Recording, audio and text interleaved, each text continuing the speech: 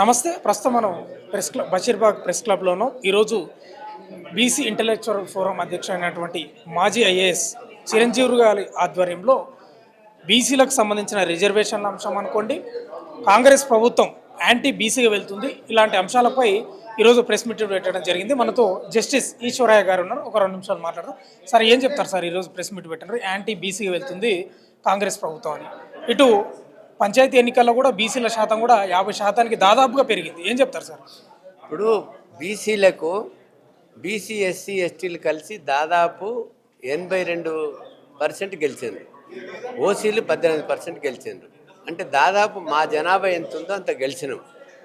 కాబట్టి ఇప్పుడు మీరు కాంగ్రెస్ ప్రభుత్వము ఎంత తొక్కాలని చూసినా కాంగ్రెస్ ప్రభుత్వం హెడెడ్ బై ద రెడ్డి, కరడు కట్టిన రెడ్డి ముఖ్యమంత్రి. ఆయన బీసీలను ఎట్లా తొక్కాలా అని ఎంత ప్రయత్నం చేసినా కూడా ఎంత తొక్కితే అంతే ఫోర్స్తో ఉవ్వెత్తున ఎస్సీ ఎస్టీ బీసీలు ఐకమత్యమై వీళ్ళ జనాభా ప్రాతిపదికన ఈరోజు సాధించుకున్నారు. రేపు వాళ్ళు తప్పుడు లెక్కలు చెప్పి మనకి ఇండిపెండెంట్గా గెలిచిన వాళ్ళు కూడా వాళ్ళ లెక్కలు వేసుకొని ఇప్పుడు పార్టీ పరంగా జరగలేదు కాబట్టి వాళ్ళని భయభ్రాంతులు చేసి వాళ్ళ యొక్క పాలక వర్గం ఉంది కాబట్టి అక్కడ తప్పుడు లెక్కలు చెప్తున్నారు. కాబట్టి వాళ్ళ పత్రిక ప్రకారమే 56% వచ్చింది. ఎప్పుడు కూడా పార్టీ ఇన్ పవర్ ఉన్న గవర్నమెంట్లలో ఇంత తక్కువ లోకల్ బాడీస్లో గెలిచిన ప్రభుత్వాలు లేవు. అంటే ఎంత పతనమైందో మీకు అర్థం చేసుకోవచ్చు. కాబట్టి కాంగ్రెస్ ప్రభుత్వం పతనం అవుతుంది, బీసీ వ్యతిరేక ప్రభుత్వం అని మొత్తము గ్రామాన ఈ పవనాలు వీచుతున్నాయి.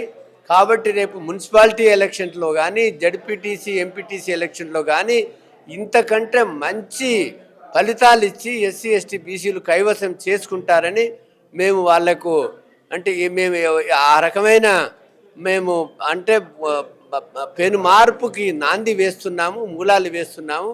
కాబట్టి మంచి రోజులు రాబోతున్నాయని మీతో మనవి. ఇదే విధంగా లోకల్ బాడీ ఎన్నికల్లో దాదాపు ఎస్సీ ఎస్టీ బీసీలు కలిపి దాదాపు 70% పైగా సీట్లను గెలుచుకున్న పరిస్థితి కనిపిస్తూ ఉంది. మనతో డాక్టర్ విశారాధన్ గారు ఉన్నారు. సార్, ఏం చెప్తారు సార్? లోకల్ బాడీ ఎన్నికల్లో దాదాపు ఎస్సీ ఎస్టీ బీసీలు 70% పైగా గెలుచుకున్నారు. ఈ ఐక్యతను ఏ విధంగా చూస్తారు సార్? ముందుగా మొన్న జరిగిన స్థానిక సంస్థల ఎన్నికల్లో తెలంగాణ రాష్ట్రంలో మొదటిసారిగా బీసీలు 50% పైన సర్పంచులు కైవసం చేసుకోవడం జరిగింది. ఎస్సీ ఎస్టీ ముస్లింలు అందరూ కలిస్తే జనరల్ స్థానాలలో కూడా పోటీ చేయడం మొత్తం కలిపితే 75% దగ్గరగా బీసీ ఎస్సీ ఎస్టీ ముస్లింలు ఈరోజు సర్పంచ్ స్థానాలు గెలుచుకోవడం అనేది ఇది తెలంగాణలో ఒక సామాజిక విప్లవానికి, సామాజిక చలనానికి పునాది రాయి పడిందిగా మేము భావిస్తున్నాం. ఈ పడినటువంటి విప్లవానికి పునాది రాయి రాబోయే 3 ఏళ్లలో ఈ భావజాలాన్ని విస్తరించి ఇది రాజ్యాన్ని కైవసం చేసుకునే స్థాయిలోకి ఈ ఉద్యమాన్ని నడిపించే కార్యక్రమంలో మేము ఉన్నాం. ఇది విడివిడి చైతన్యంగా కనిపించింది. వాస్తవంగా చెప్తున్నాం మేము, ఇది మిశ్రమ చైతన్యం, విడివిడి చైతన్యం.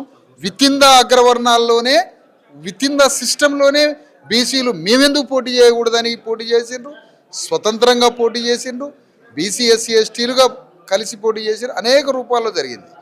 మొత్తంగా అగ్రవర్ణాలతో ఆత్మగౌరవంతో యుద్ధం చేసినటువంటి ఎన్నికల రూపంలో ఇది ప్రయాణం అయితే మొదలైంది. అందుకనే రేవంత్ రెడ్డి మెస్సీతో ఫుట్బాల్ ఆడితే బీసీలు రేవంత్ రెడ్డితో ఫుట్బాల్ ఆడినరు.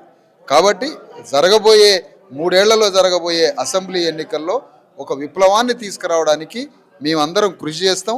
ఈ ఉద్యమం ఇంత గొప్ప బీసీలలో వచ్చిన ఈ చైతన్య అగ్నికి కారణం సాంప్రదాయ బీసీ సంఘాలు కారణం కానే కాదు.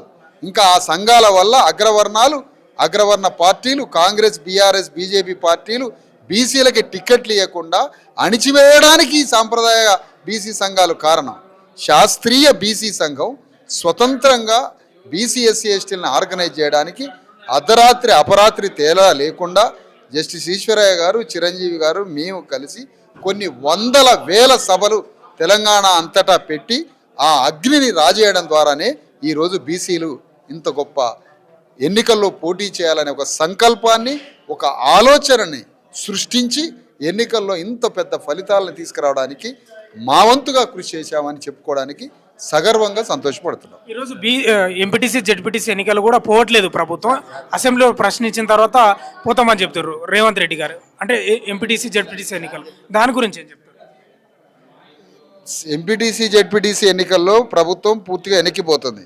వెనక్కిపోవడానికి కారణం బీఆర్ఎస్ ఏదో రేపు ఎన్నికల్లో గెలుస్తుందనే భయంతో పాటుగా బీసీ ఎస్సీ ఎస్టీల చైతన్యం కూడా ఇది చాలా పెద్ద రెవల్యూషన్గా వచ్చి మొత్తం బీసీ ఎస్సీ ఎస్టీలు ఈ ఎన్నికల్లో ఎంపీటీసీ జెడ్పీటీసీ మున్సిపాలిటీలోకి వస్తారన్న భయం కూడా రేవంత్ రెడ్డిలో జరబడింది. ఏదైతే ఇది మాకు సెమీఫైనల్, అసలు ఫైనల్ ఎన్నికలు రేపు రాబోయే అసెంబ్లీ ఎన్నికలు. రిటైర్డ్ ఐఏఎస్ అధికారి చిరంజీవులు గారు సార్ గారు ఉన్నారు. సార్ ఏం చెప్తారు సార్ ఈరోజు జరిగిన ప్రెస్ మీట్లో? ప్రధానంగా బీసీలకు సంబంధించి రిజర్వేషన్ అనుకోండి, లేకపోతే లోకల్ బాడీ ఎన్నికల్లో 50% పైగా బీసీలు సీట్లు సాధించారు. ఏం చెప్తారు సార్? సో మొట్టమొదట గెలిచినటువంటి సర్పంచులకు, వార్డు మెంబర్లకు శుభాకాంక్షలు తెలియజేస్తూ, ముఖ్యంగా బీసీలలో నిద్రాణమై ఉన్నటువంటి బీసీ భావజాలాన్ని వాళ్ళు ఓట్ల రూపంలో ఈరోజు బ్యాలెట్ బాక్స్లో వేసినారు. సో ఇది బీసీ ప్రజల్లో నిగూఢమైనటువంటి బీసీ భావజాలానికి ప్రతీక. సో ఇవాళ తెలంగాణలో మరొక సామాజిక విప్లవానికి, సామాజిక మార్పుకు, తర్వాత సామాజిక తెలంగాణ కొరకు జరుగుతున్నటువంటి ఒక పోరాటం అని చెప్పి చెప్పక తప్పదు. తెలంగాణలో ఇప్పటి వరకు ఆధిపత్య కులాలు వాళ్ళ యొక్క ఆధిపత్యాన్ని ఎంజాయ్ చేసినారు. కానీ ఈసారి బీసీలు, ఎస్సీలు, ఎస్టీలు కలిసి, బహుజనులందరూ కలిసి వాళ్ళ ఆధిపత్యాన్ని బద్దలు కొట్టారు. ఇవాళ తెలంగాణలో మనం చూసినట్టయితే నాన్ ఏజెన్సీ ఏరియాలో సర్పంచులలో ఎస్సీలు సుమారు 21% గెలిచింది, ఎస్టీలు 7%, బీసీలు 50%. అంటే ఓసీలకు మిగిలింది 22% మాత్రమే. అంటే గతంలో 40%, 50% ఉన్నటువంటి ఓసీలు ఇవాళ 22%కే కన్ఫైన్ కావాల్సిన పరిస్థితి ఏర్పడ్డది. సో ఇది ఒక్క రోజులో లేదా ఒక్క సంఘం చేసినటువంటి కృషి వలన రాలేదు, అన్ని సంఘాలు చేసి ఉంటాయి. బట్ మేము కలిసికట్టుగా గత 2 సంవత్సరాలుగా జరుపుతున్నటువంటి పోరాటం, అది మన జస్టిస్ ఈశ్వరయ్య గారు కావచ్చు, విశారదన్ గారు కావచ్చు, మా BC political front chairman Balagoni Balaraju Goud గారు కావచ్చు, మేము కావచ్చు, అందరం కలిసి పోరాటం చేసినాం. సో మేము పెట్టినటువంటి సభలు, సమావేశాలు కూడా కొంత సత్ఫలితాలు ఇచ్చినాయి. ప్రజల్లో ఉన్నటువంటి ఆ భావజాలాన్ని ఏంటంటే బయటకు తీసుకురావడానికి మేమంతా కూడా ఎంతగానో కొంత తోడ్పడ్డాం. సో ఇదే రకమైనటువంటి స్పిరిట్తో రాబోయే కాలంలో ఎంపీటీసీ కావచ్చు, జడ్పీటీసీ కావచ్చు, మున్సిపాలిటీలలో కూడా పోరాటం చేస్తాం.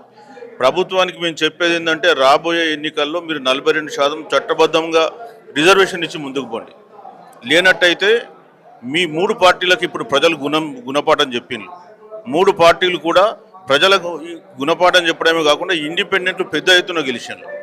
మొదటిసారిగా 1505 అంటే సుమారు 12% మంది ఇండిపెండెంట్లు గెలిచారు. అంటే దాని ఉద్దేశం ఏంటి? మీ పార్టీల మీద వెగటు వచ్చి ఇవాళ వాళ్ళు ఇండిపెండెంట్ వచ్చిండ్రు. రేపు రాబోయే కాలంలో ప్రజలు ప్రత్యామ్నాయ పార్టీ వైపు చూస్తున్నారు. బీసీ నినాదంతో, బహుజన నినాదంతో ఖరైనటువంటి మేనిఫెస్టో వస్తే ఖచ్చితంగా బీసీ ప్రజలు అటువైపు వస్తారు.